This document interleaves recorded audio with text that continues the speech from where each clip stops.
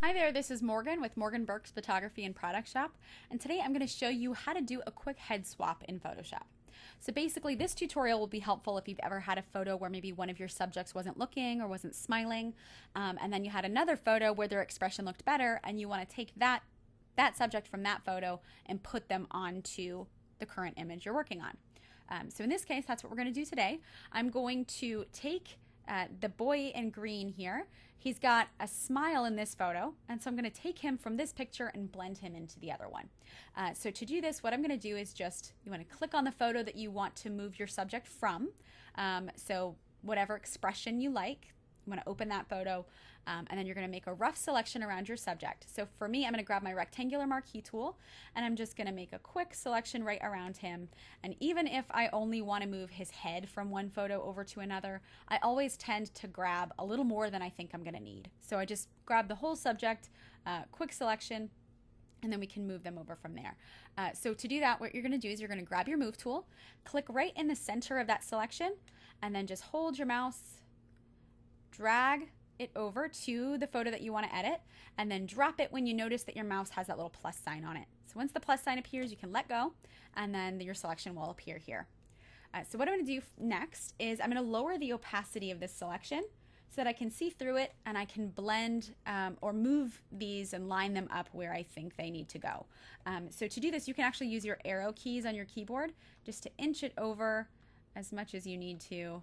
And this one actually lines up pretty well with his eyes. If yours doesn't, don't worry, it doesn't have to be perfect. Just place it where you think it should go, and then you can use the layer mask to blend and make it look believable.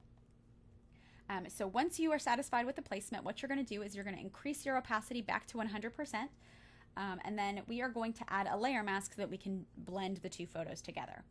So here I'm going to add the layer mask by hitting the rectangular button with the circle inside at the bottom of my layers panel.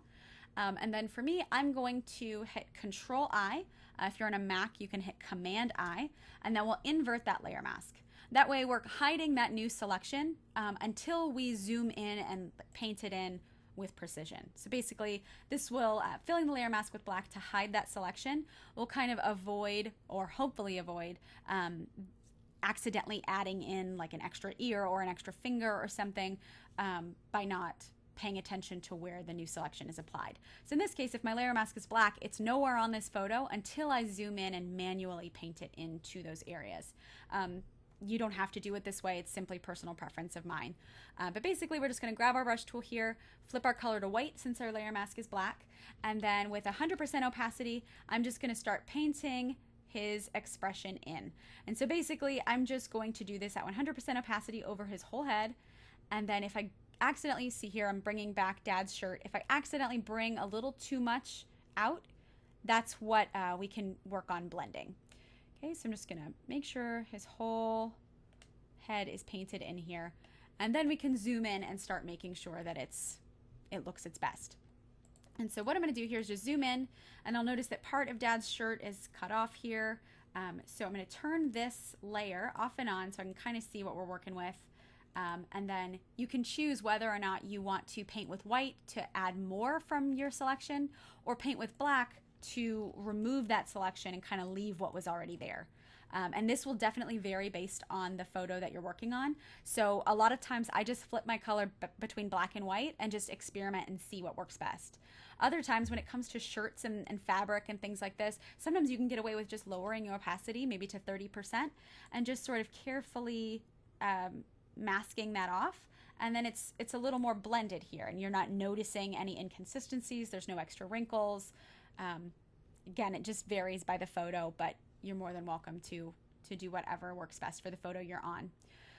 Okay, so here what I'm going to do is I'm going to put my opacity back at 100%. I'm going to do that by hitting the 0 on my keyboard, and then with my color set to black, I'm going to paint on here to remove any extra shirt, and then any extra shirt of Dad's here. So basically what I want to do is just get as close to his ear as I can, removing that extra shirt. And then whatever I can't get with the layer mask, like whatever is not possible to fix by switching my color from black to white, we can always fix by using the clone tool a little bit later. So basically I want to get as close to his ear as I can so that it all looks normal and natural. I might actually start revealing his ear from the other photo. So you just want to take care to pay attention if you're accidentally revealing something. Okay, so here I'm going a little too far with this. I'm going to have to flip my color back to white and just paint to remove that. And if you notice that you flip your color to white, something goes wrong. You flip your color to black, something goes wrong.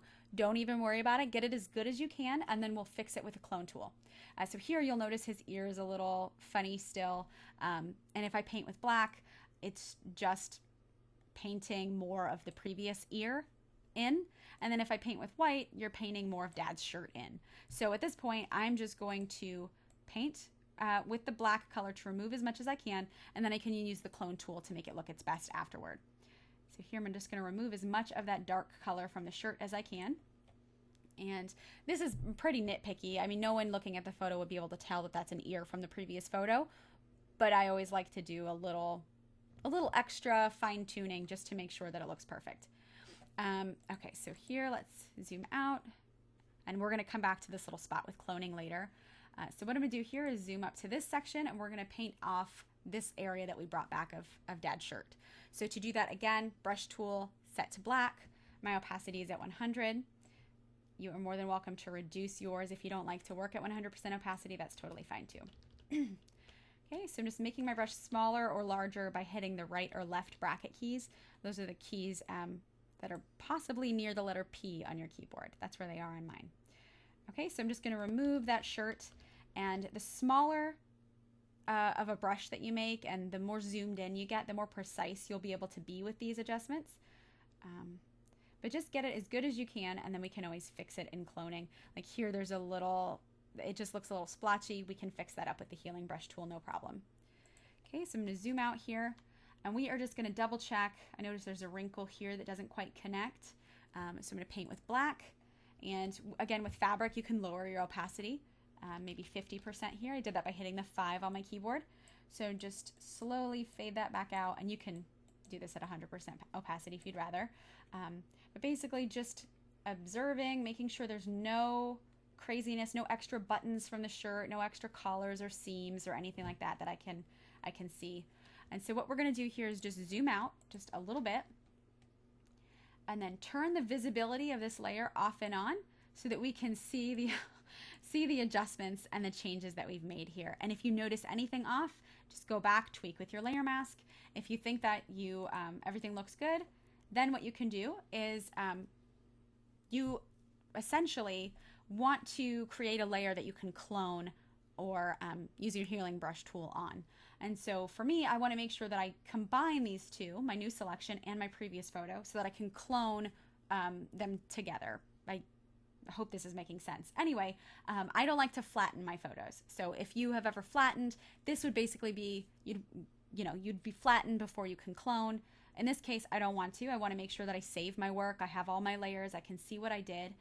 So instead of flattening, what I do is I go to Control, Alt, Shift, E, and this basically makes these two layers merge into one new top layer. So you can clone or you can heal, and you're not going to run into any issues. If you are on a Mac, that would be Command, Option, Shift, E, and it just merges those two photos together in a top layer so you don't have to flatten. Okay, so once that's done, now we can start cloning any inconsistencies. So here, this little spot on his ear, we could fix that. I'm going to grab my cloning tool, and I am going to, since the seam of Dad's shirt runs right into his ear, I'm going to Alt click or Option click if you're on a Mac, right on that seam, make my brush a little smaller, and then just line up that seam here at the top so that I can paint and just remove that extra ear showing beneath here. Okay, and you can make your brush as small or as large as you'd like.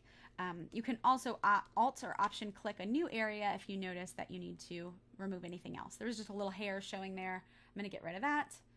And then we can go up here and heal this little section that looked a little funny. I mean, honestly, this is being nitpicky. No one's really going to notice this, but I always like to go a little bit, err on the side of caution, just get everything looking great.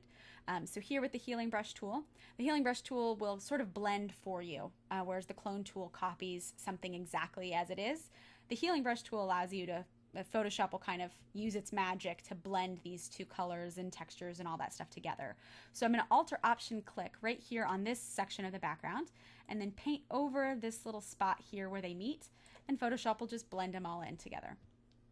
Okay, so the last thing that you want to do is, again, just turn that visibility on and off, make sure there's nothing that you missed. And here, now that you have two photos that your new selection is on, instead of just turning the eyeball on and off on that layer, you can Alt or Option click the eyeball icon on your background layer to turn off both of these layers at once. So you can kind of see all of your work in one and see if there's anything that needs to be done. Okay, once you're satisfied, you are all finished. And now you have the completely merged photo. Thank you so much for watching. I hope you enjoyed this tutorial. If you have any questions, you can shoot me an email at morgan@morganburks.com, or you can find me on Facebook at facebook.com/morganburksphotography. And if this is your first tutorial of mine that you're watching, you can find more at morganburks.com. Thanks again. Have a great day.